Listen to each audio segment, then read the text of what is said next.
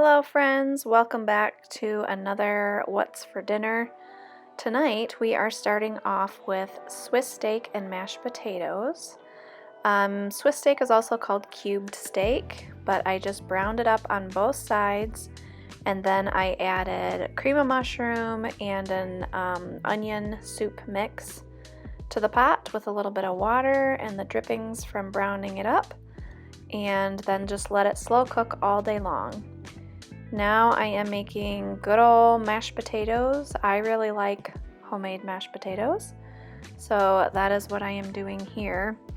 And I do believe I forgot to show you the finished product, which is a common theme throughout this video, as you will see.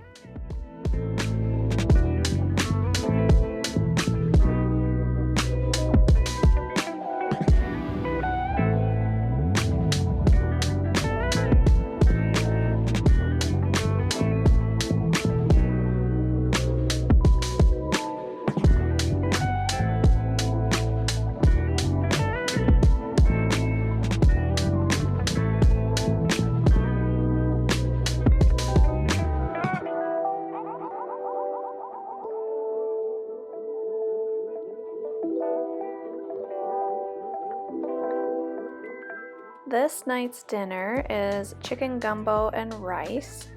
I will have all of these recipes linked down below if I can link them for you, but this is a favorite for us. I only have one kid that does not love this recipe, and if you're gluten-free, you can easily leave out the flour, and it's delicious. It's just like a thinner gumbo. We've done it that way as well. Very simple. You mix everything together in the pot, add your chicken broth, and then your chicken, your raw chicken, just basically braises in that liquid on low heat for a nice long time until you're ready to eat dinner.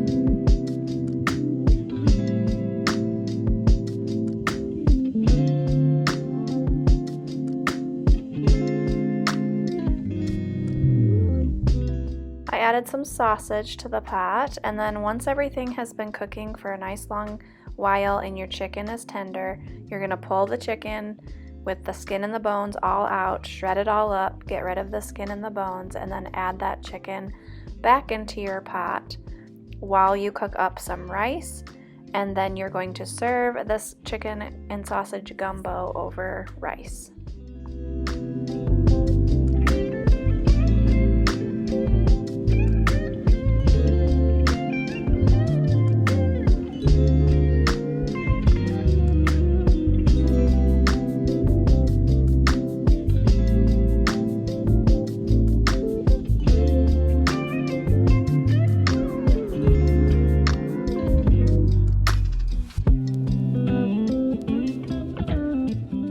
The next night was actually leftovers, and there was even enough after having it for 2 nights to put a little bit in the freezer.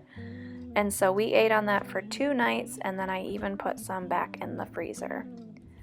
Next up is ham steaks and cheesy potatoes. I will often serve cheesy potatoes with some sort of pork. It's our favorite way to have it.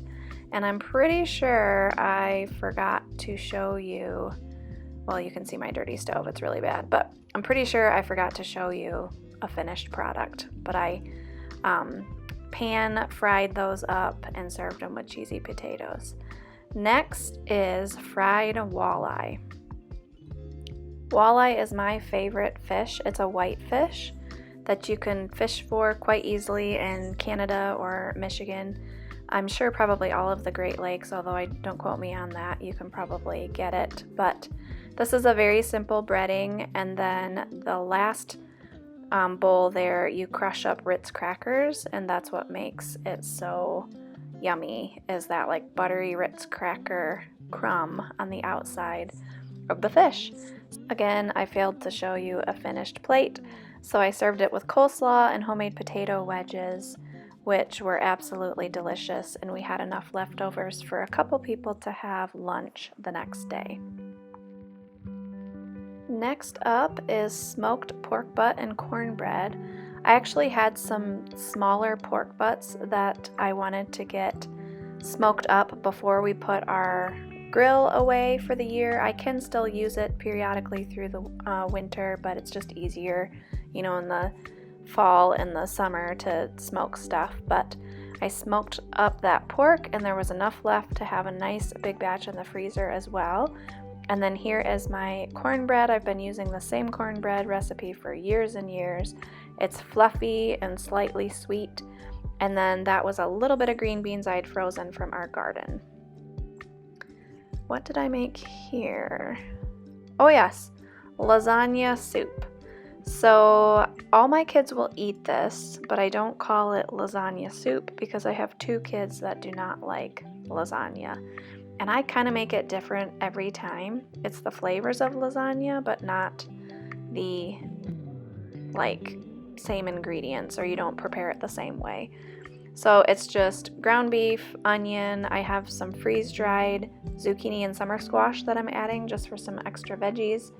You're going to brown that all up. Add a jar of spaghetti sauce, which just happens to be my home canned spaghetti sauce.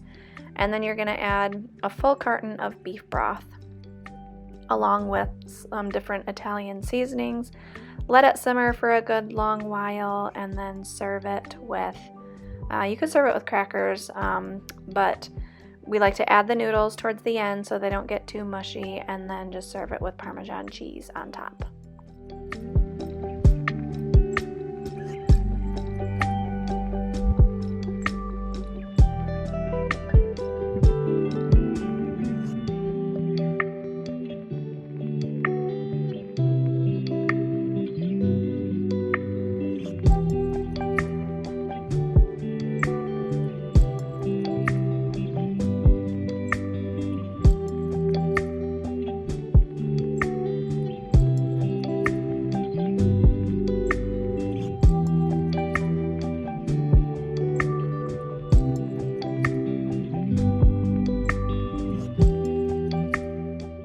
That's going to be it for this What's for Dinner. As always, I hope you enjoyed it, and we will see you in the next one.